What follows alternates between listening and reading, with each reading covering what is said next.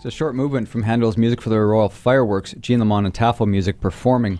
I played that because that's one of the works that will be performed this weekend with the Winnipeg Symphony Orchestra for their Mother's Day special concert taking place this Sunday, Mother's Day at 2 o'clock, Club Regent Event Centre.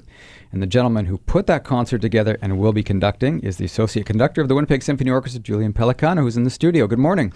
Good morning, Michael. I was hoping you'd bring your accordion in, but you said it didn't really go with Mother's Day concert because it's not a tango concert. So No, with this the accordion hadn't even been invented by the time most of these pieces were written that we're going to play, so, I just couldn't bring it. Okay, well, next time.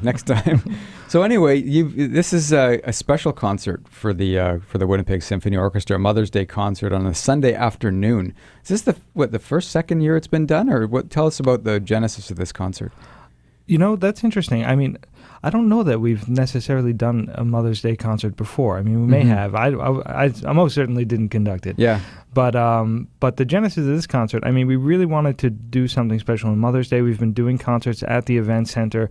It's a really interesting space. This year we have a series of, I believe it's 5 concerts at the Event Centre. The amazing thing about this space is that there is a stage, but you can really convert the space into anything you want. So instead of having the orchestra on the stage like we may in a different sort of concert, I mean, I was just conducting a concert there not too long ago, a couple of weeks ago, with Leah Salonga, the famous Broadway singer, and we had the orchestra up on the stage, as we would in the concert hall. But here, what we're doing on Mother's Day and all of the concerts on this series is that we actually pull the orchestra into the middle of the room, and the audience gets to sit up close to the orchestra. Now, special for Mother's Day, because of the repertoire that we're doing, we have a slightly smaller orchestra than we would normally field at the concert hall, so it makes it extra intimate, and so people will actually feel like they're sitting in the Winnipeg Symphony Orchestra. I've seen the stage plot here. The tables go all the way around, and it's a very relaxed atmosphere. There are tables so you can, have a mimosa or, have a drink or whatever you want and just sort of relax and, enjoy the incredible music as we celebrate Mother's Day. So is the orchestra facing one direction and they're all around them? Yeah, exactly. We kind of set it up. It's like right smack in the middle of the room, right dead center.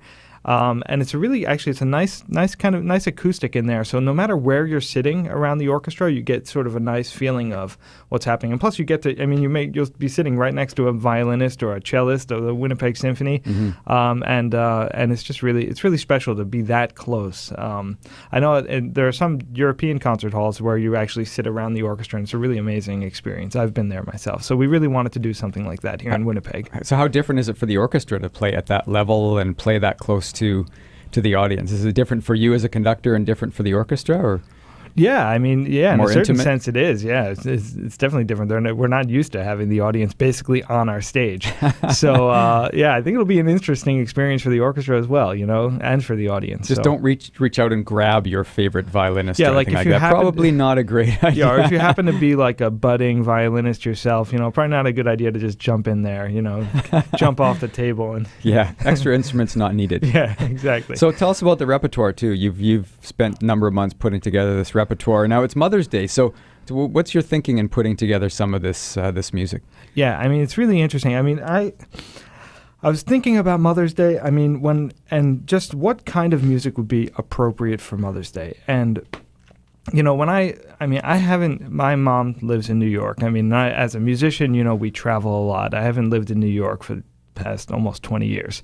But when I think of my mom, and I think most people do, especially if you don't see your mom all the time, but it's just, it just brings joy to my heart when I think of my mother. And then I just started to think, what is joyful music? What is the most joyful music I can think of? And also subconsciously, my mother herself is a great lover of Baroque and classical music. And I think that somehow subconsciously, thinking about my own mom and thinking about joyful music, I just started putting together pieces, and it ended up being all of this wonderful Baroque music, all of this wonderful early classical music that just has this light sound and also kind of reminds me of spring in a certain way. Like I can't explain it. There's nothing, we're not doing spring from the Four Seasons or something, but it just, I listen to this music and it reminds me that, the days are getting longer and the temperature is rising and, the trees there's leaves on the trees outside the studio. It's amazing. So yeah, there are. That's right. So it just reminds me of that. It's all kind of subconscious, and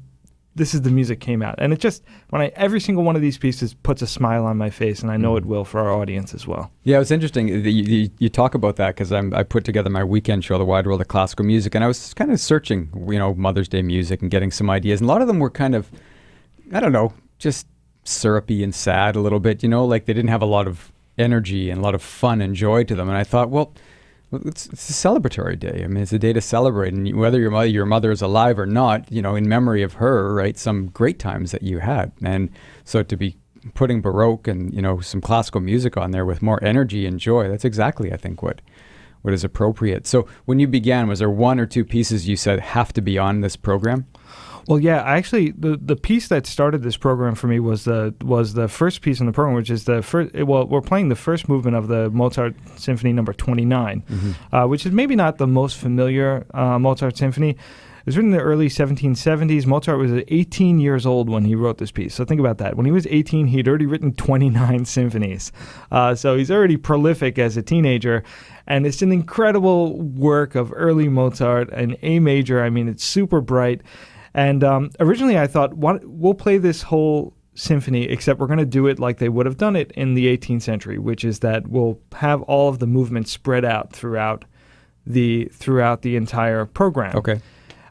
Is that how they would have done it? Yeah. Interesting. It's funny that, symphonies were not necessarily played with all four movements in a row. There was kind of like you would do the first movement. And this is kind of why, it's interesting that, you at the end of the first movement, end of first movements often are, and we don't clap at the end of a first movement because we're in a concert hall, but you often feel like you want to. It's because people probably would have, because they wouldn't have heard the second movement. You would have heard the first movement, then you would have heard for the first, and you clap for the second. And then there would have been an aria, a couple of arias from an opera, and then somebody would improvise on the harpsichord, and then we would play the second movement, which is a slower movement, and then there would be some other stuff, then the third movement, which is a dance, and then the finale at the finale. Let's bring that back. I know. Let's bring that idea back. I always want to clap at the end of a movement, especially if it moves me to clap. Exactly. Yeah. But anyway, we're getting off topic. Off topic. That's a different subject. So I started thinking about that, and then I started putting it together with some other music, and I felt like, that's a lot of Mozart. It'd be great to do some Bach, and it'd be great to do some Handel, and then we have some wonderful soloists. So I should mention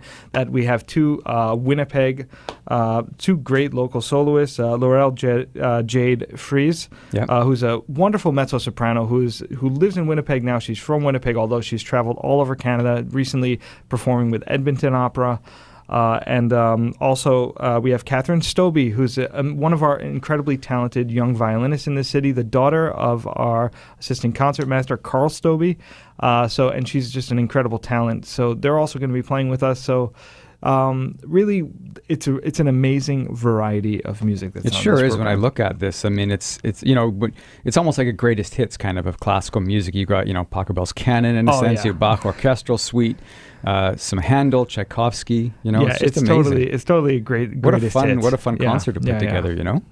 Yeah, absolutely. And some of these greatest hits, like for example, Pachelbel's canon. Pachelbel's canon has a very, very interesting history, and some of these pieces that are sort of like I don't want to necessarily say that some of them are sort of wedding pieces. You hear them at weddings. As musicians, we have this duty to really take a careful look at these pieces, and I think that when you hear them as we're playing them, after really, really taking care of, going back. I looked at the manuscript of Pachelbel's canon really quite carefully to figure out exactly how we're going to perform it. They sound really quite different than maybe we're used to. When we take a really fresh look at them and perform them under this sort of situation. So while there are greatest hits, I think it'll be surprising that they might sound just slightly different when we do them. I'm in conversation with conductor Julian Pellicano. He's conducting the special Winnipeg Symphony Orchestra Mother's Day concert this Sunday, May 14th, 2 o'clock, Club Regent Event Centre. And you can go to the WSO.ca for information and tickets. And it sounds like a really neat show where you'll be up close and personal with the symphony. And they're doing these just amazing array of songs. And I'll tell you something interesting about when I look at this, the repertoire. And it's posted up on our website, and also we'll put it up.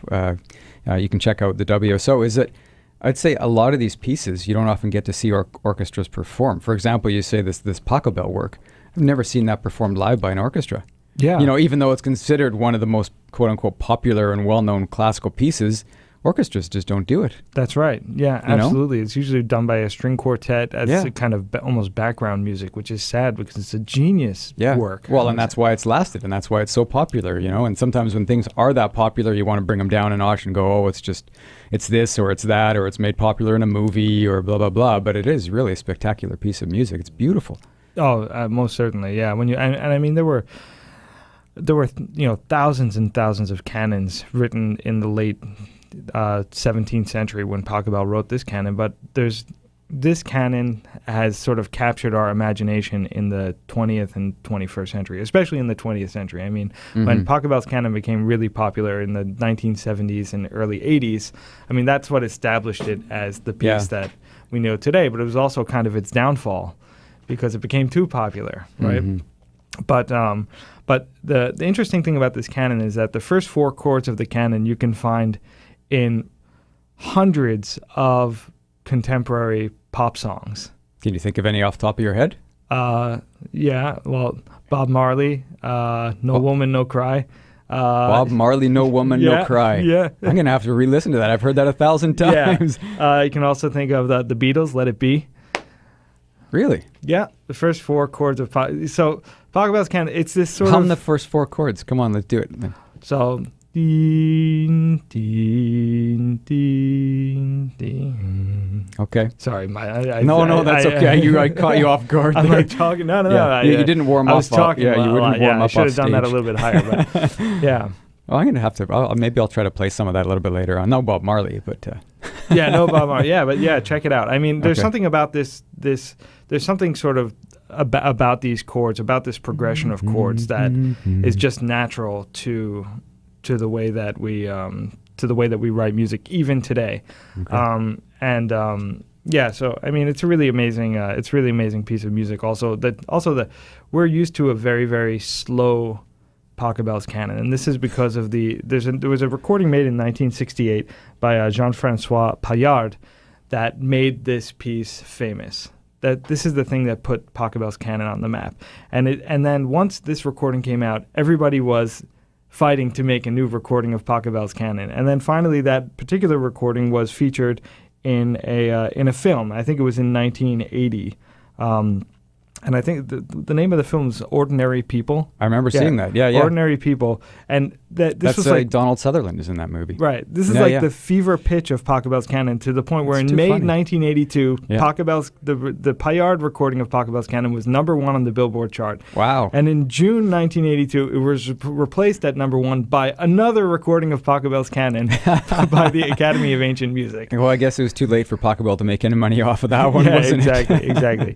But the very, very slow sort of version of Pachelbel's canon is what people have come to know. And actually, we know today that Pachelbel would not have performed it that slow. It makes no sense with what we know about Baroque style. Yeah. So we'll hear a slightly more energetic version of Pachelbel's canon this weekend, but it's absolutely stunning. It's beautiful. Okay. Well, it sounds like an amazing concert. It really does. And you can bring your mother there, bring anybody you want. It doesn't have to be your mother. It can be anyone. But it's a Mother's Day special concert with the Winnipeg Symphony Orchestra. Julian Pellicano is conducting. You've got Catherine Stobie violin, Laurel Jade Fraze, who's the mezzo-soprano as well. They're doing everything from Pachelbel, Bach, Handel, Tchaikovsky. And I'm going to play you some of that music in just 1 second. Thanks for coming in this morning. Appreciate it, Julian. Oh, it's a pleasure to be here as always. Have a wonderful weekend. Enjoy the concert. Thank you. And I'll play you a couple pieces now. I've got some Tchaikovsky lined up, Handel and Mozart that you'll hear at the concert this weekend.